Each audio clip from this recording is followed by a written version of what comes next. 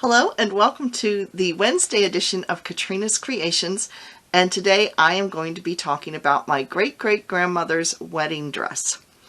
Now, this is a dress that's been in our family for over 150 years now, and I thought I would tell you a little bit about my great-great-grandmother, and then I would show you the dress, so you kind of know a little bit of the history behind it. And before I get started, I'm wearing my newest crocheted cardigan with the one with the black edging on the collar. It's very cold up here in the craft cave, and it actually feels quite warm and cozy with it on. So yeah, this is the first I've ever really worn it so far, so excited about that. Back to the subject that we were talking about. My great-great-grandmother's name was Cordelia Drake. Now, back in that time period, it was not abnormal to name your children after literary names. So if I remember rightly, Cordelia is a literary name. I don't know if it was Shakespeare or what. The man she eventually married, who became my great-great-grandfather, his name was Julius Caesar. Yes, Julius Caesar Van Gundy. They were Dutch.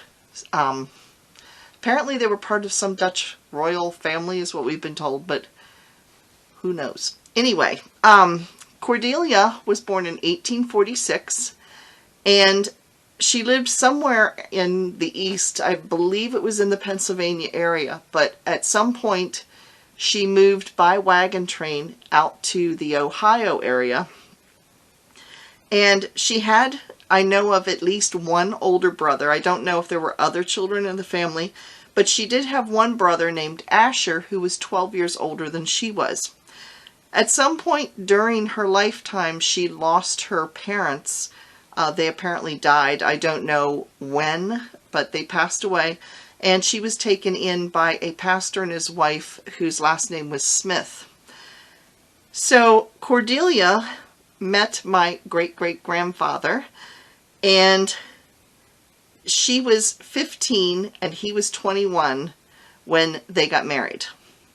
Now here's the funny part in our story that we've always kind of joked around about. The Civil War was taking place when they got married in 1862. It had just broken out shortly before then, and he enlisted the day after they got married.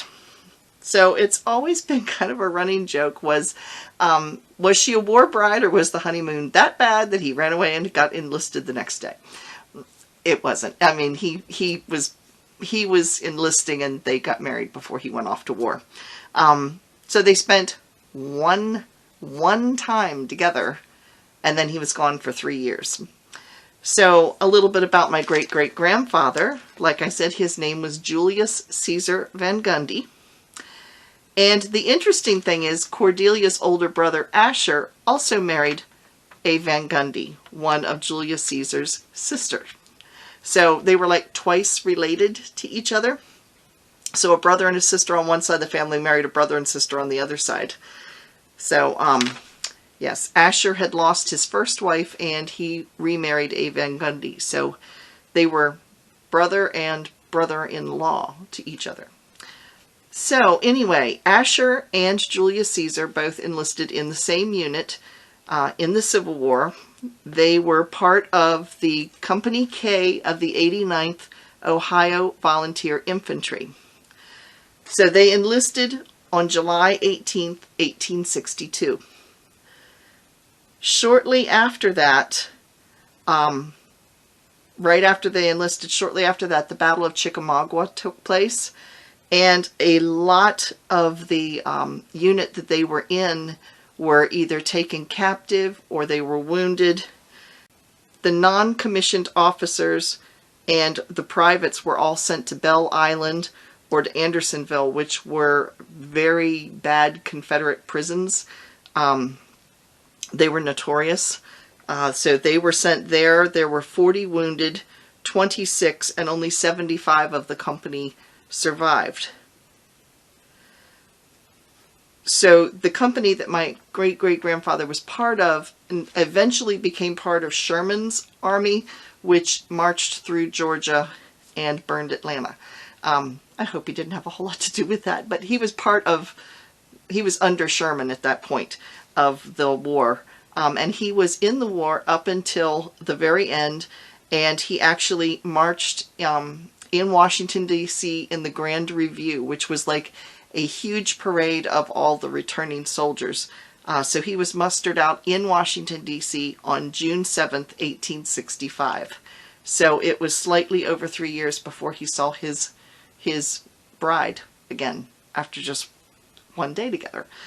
So a little bit about my great-great-grandfather's, a little bit about my great-great-grandmother's brother Asher.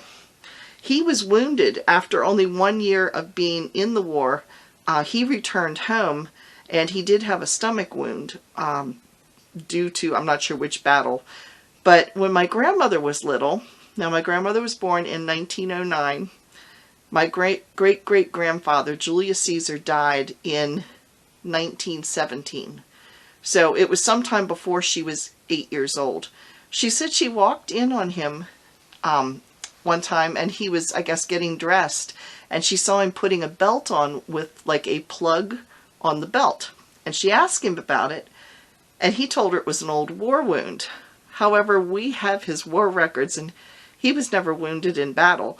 So we've kind of wondered whether he was just pulling her leg and just being silly, and maybe it was actually for a hernia or a colostomy, or if she remembered it wrong and she actually walked in on her uncle, who would, or well, yeah, it would have been her great uncle, if she walked in on him, and he did have a stomach wound from the war.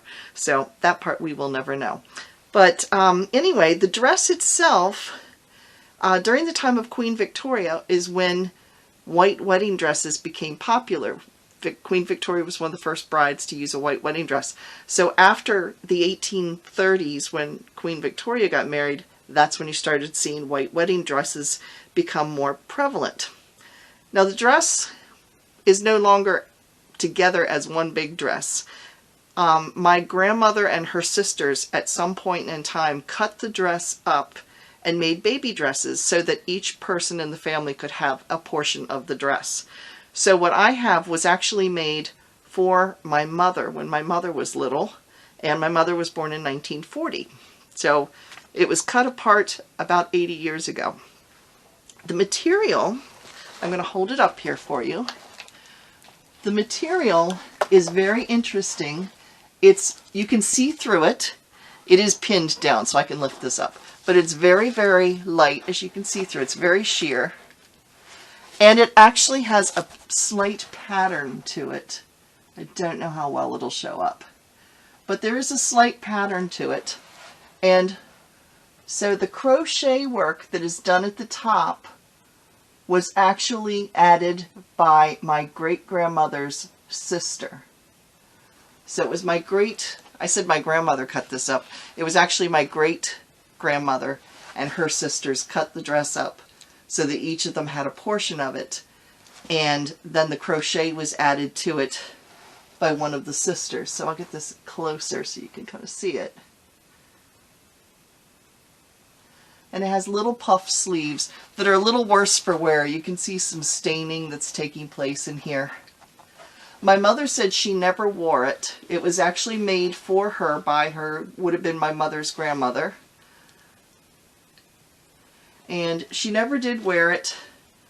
I don't think I ever wore it. And nobody else in the family has ever worn it. So I don't know that any of the babies in the family ever wore this.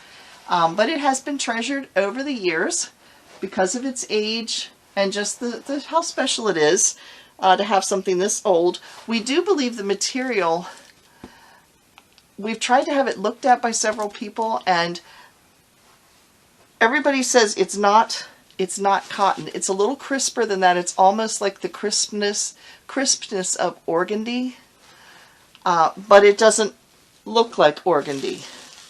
So we don't know if it is that or if it's a type of what they used to call lawn, which was like a fancy linen cotton type of thing. We aren't sure what the material is, but there is a very, very slight patterning to it.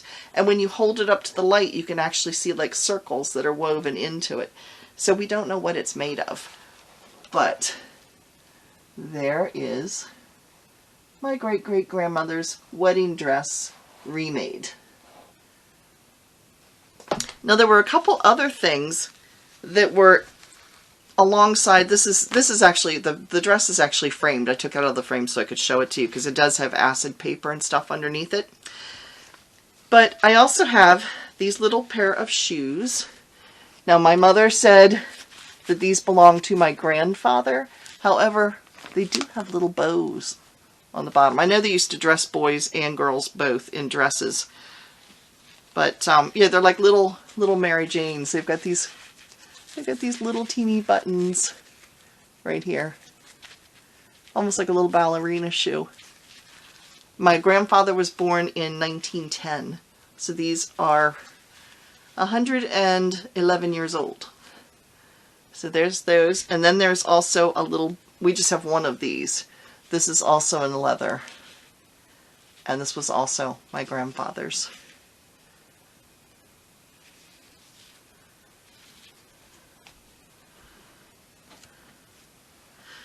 So Cordelia, who the dress was made for, she died in 1928 at the age of 81.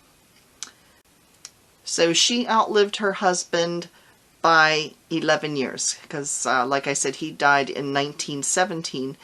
So he did attend a lot of the Civil War reunions, and one of my relatives actually has some of the medals that he would receive when going to these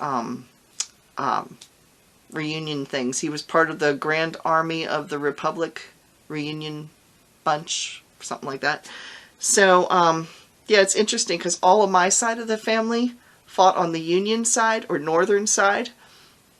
My husband's from North Carolina. Well, my husband's not from North Carolina, but his family is from North Carolina. So his relatives would have been on the southern side.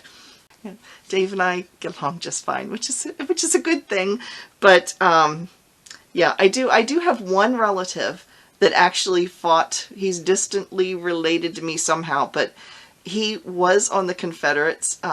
He was stationed way far out in Texas. It's almost like the movie Dances with Wolves. The war ended and he is the last acknowledged person to receive an order from the Confederacy telling him that the war was over because he was that isolated from where everybody else was. So, yeah, and his name I believe was Colin Aldrich. It's on my dad's side of the family. But, yeah, both sides of my family, my mom's side and my dad's side, both were in the Iowa, Ohio area. So they were both on the northern side. So, yeah, it's interesting. I like hearing history and so it's kind of fun, and it's neat to be able to see and touch artifacts from that time period. And I will see you again on Saturday. Thanks for watching, everybody. Bye.